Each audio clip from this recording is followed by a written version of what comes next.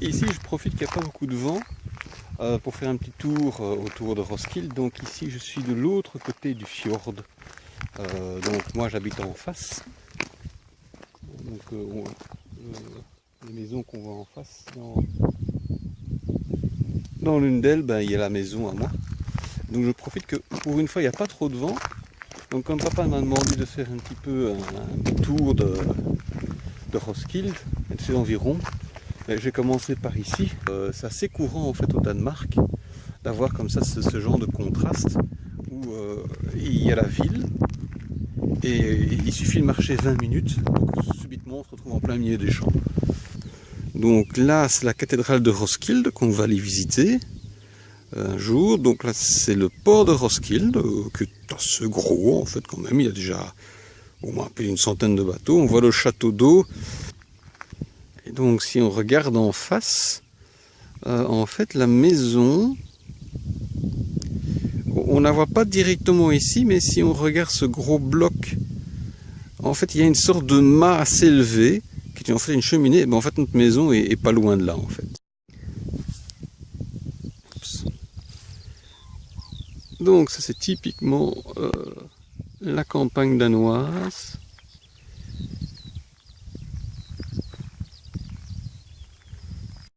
Comme on peut voir, on est en pleine période, c'est le printemps. Alors les oiseaux qui font leur parade d'amour, quoi qu'ici peut-être qu'il essaie de protéger son nid.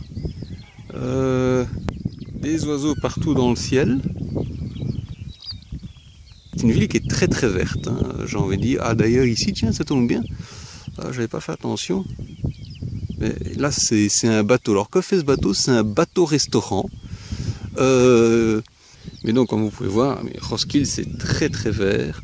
C'est une des raisons principales pourquoi je suis toujours à Roskilde et que j'ai jamais déménagé à Copenhague, même si je suis à Copenhague au moins 4 à 5 jours, s'il passe 6 jours par semaine. Il y a une possibilité de faire le tour du fjord à vélo.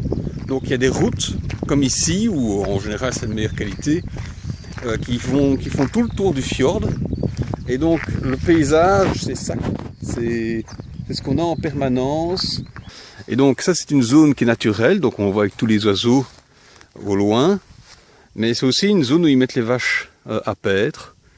Et alors si j'ai bien compris, en fait ce sont des vaches qui sont on dirait communautaires, c'est-à-dire qu'en fait c'est 2-3 familles qui peuvent se mettre ensemble pour acheter un veau. Il est mis là, il grandit, et quand il est adulte, on l'abat et chacun reçoit une part de la vache.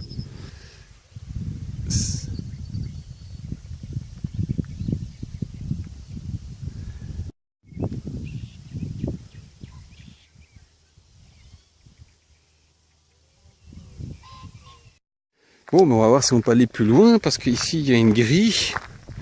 Bon, ça veut dire qu'on ne peut pas passer. En plus que je vois ici que il est marqué que l'entrée est interdite. D'un autre côté, ça a l'air ouvert. Les toiles d'araignée ont le temps de s'installer. Donc on va passer ni vu ni connu. Hein? Et au pire, si jamais il y a quelqu'un qui nous attrape, on lui dira qu'on est un pauvre touriste belge, on ne sait pas lire le danois. Alors comme je le disais, le bateau fait tout le tour du fjord. Toujours, Danemark, pays de contraste. Quand j'ai commencé ma promenade, il y avait plus ou moins, je sais pas moi, il y a 1 heure, c'était vraiment le beau soleil. C'était l'été, quoi. Et bon, maintenant, si on regarde un petit peu derrière moi, c'est ce qui s'amène. Donc, il y a encore du soleil, mais... En fait, bon, il me paraît quand même assez clair qu'avant, c'était une sorte de maison royale. Je vais essayer de m'informer, mais vu la propriété, ça doit être quelque chose qui avant appartenait à la famille royale. On a une deuxième maison qui, à mon avis, faisait aussi partie de l'ensemble. Alors, est-ce que c'était la maison du garde-chasse? Avant Copenhague, Roskilde était l'une des 2 capitales, parce que le Danemark avait 2 capitales. Il y avait Roskilde et il y avait Viborg au nord et à l'ouest. Mais donc Roskilde était la 2e capitale du Danemark. L'ancien palais royal est directement rattaché, connecté physiquement à la cathédrale. Danemark. D'ailleurs, c'est encore ici que sont enterrés toutes les reines et tous les rois du Danemark. Ici, on peut vraiment voir comment la météo a changé du tout au tout. Donc ici, à la limite, je vais bientôt me diriger vers la maison parce que ces nuages me semblent quand même fort menaçants. Donc j'ai pas envie de me retrouver sous la douche. Juste un petit nuage blanc perdu dans le ciel bleu, et dès qu'on tourne la caméra à 180 degrés, ben c'est ça qui nous arrive, quoi. Donc on peut le voir derrière moi, c'est beaucoup de colza. Comme on peut le voir, j'ai mis une veste, hein, il fait un petit peu frisquet maintenant. Et donc c'est du colza tout autour de moi. Rien que du colza. En fait, juste derrière moi, si on marche, j'ai envie de dire 300-400 mètres, il y a la forêt de Bostrup, qui est une forêt qui est relativement semblable à la forêt du bois de Lozelle. Hein. Donc ici, j'ai envie de dire, je suis à 20 minutes à pied de Roskilde. Donc c'est vraiment très facile d'aller faire une promenade dans la campagne quand on habite au Danemark. Donc ici, on retourne vers la ville. Mais comme on peut le voir, c'est toujours près du fjord, c'est toujours des espaces verts. Ce sont les cygnes. Il y a beaucoup de cygnes, d'ailleurs on en voit encore un là-bas. C'est une sorte de club. Et donc il y a toute une série de bateaux qui sont là. Le petit ponton qu'on voit là, c'est un ponton qui leur appartient. Donc ça c'est typiquement les petits chemins le petit chemin, parce qu'il n'y en a pas beaucoup, il y en a juste un seul, qui se trouve tout le long du fjord. En fait, le fjord en lui-même est très étroit. On est presque dans la partie la plus étroite du fjord. Et donc le fjord est vraiment très long. Hein. Donc les collines qu'on voit là-bas au loin, elles sont peut-être à j'allais dire maximum 3-4 km, hein, pas plus. Hein. Et d'ailleurs là-bas, ce qu'on voit au loin, c'est ce que je présume être l'ancienne résidence d'été de la famille royale. C'est une autre face du fjord, hein, donc dès qu'on a monté une petite colline, on se retrouve de l'autre côté, j'ai envie de dire, de la colline. Et en fait, de ce côté-ci, c'est uniquement des champs. Donc on ne pouvait pas finir une petite visite de Roskilde de côté campagne sans une visite au port. Donc nous y voilà, ce genre de petits pontons qui en fait, si j'ai bien compris, sont des pontons privés. C'est-à-dire que ce sont des pontons qui sont démontés pendant l'hiver et remontés pendant l'été et qui appartiennent à des gens, qui appartiennent à des particuliers. Tout port a toujours son cimetière de bateaux. Alors je ne sais pas si c'est vraiment un cimetière de bateaux en tant que tel, mais j'ai pas l'impression que ces bateaux bougent beaucoup. Donc quand je disais qu'il y avait beaucoup de gens qui aimaient les kayaks, c'est tous les kayaks qui sont en attente, et il y en a encore beaucoup d'autres ailleurs. On va marcher un petit peu sur le ponton. C'est un bateau que vous avez sans doute peut-être déjà vu en photo une fois, enfin en tout cas une de mes photos. Alors c'est un bateau qui est fait entièrement en aluminium. Et donc ça c'est tous les bateaux qu'il y a pour l'instant dans le port. Donc je crois bien qu'ici les bateaux sont maintenant au grand complet. Donc la plupart des bateaux évidemment ne sont pas là en hiver. Et alors au loin, un gars qui joue avec son yacht. Ça c'est un sauna. Et en fait bon c'est un sauna particulier, donc je crois bien qu'il faut être membre du club de bateaux de Roskilde. Parler du club, ici on voit un Roskilde Club. Alors ça c'est aussi un bateau qui doit vous rappeler quelque chose, j'ai photographié il n'y a pas longtemps, lors d'un coucher de soleil. Donc maintenant vous savez où est-ce que j'ai pris la photo. Et donc en fait cette partie-là, je crois bien que papa doit la reconnaître, parce que je crois bien que la webcam du port de Roskilde ne doit pas se trouver bien loin. Pas de port sans baraque à frites et marche en glace.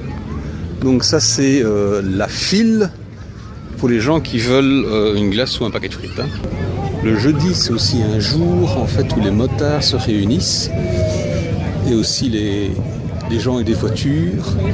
Donc on va les voir, c'est juste le parking à côté.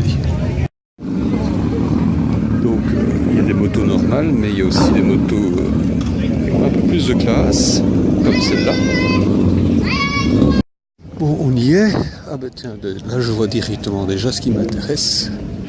Donc droit devant, on voit une vieille Volvo. Deux d'ailleurs.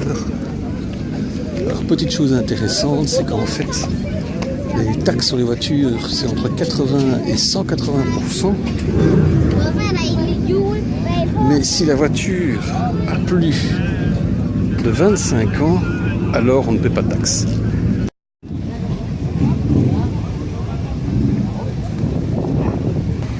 Alors c'est assez amusant quand même de voir toutes ces vieilles voitures américaines qui font finalement la parade au port de Roskilde. Et quand même vraiment, j'aime beaucoup. Au disquier, ah ouh, cela fantastique.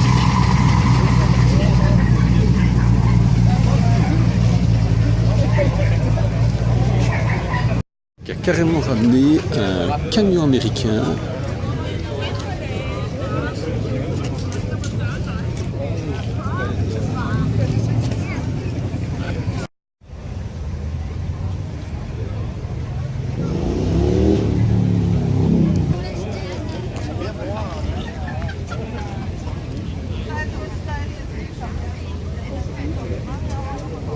Prix seulement 150 000 € couronne. Ce qui voudrait dire quand même quoi, 20 000 €.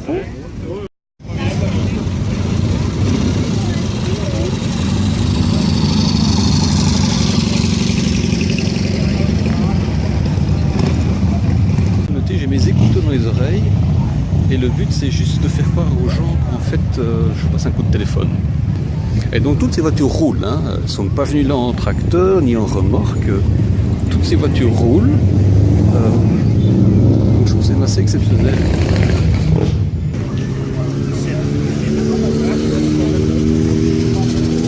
Une vieille Renault 5 Turbo.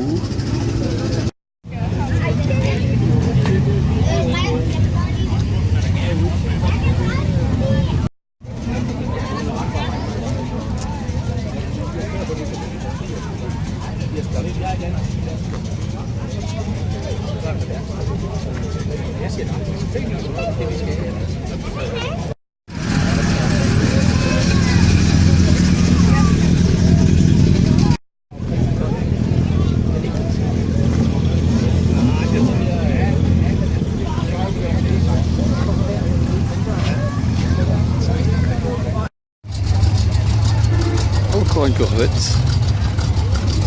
C'est de loin ma voiture préférée, quoi, la Corvette. Et ça, je me demande si c'est pas le van qu'il y avait dans l'agence Tourisque.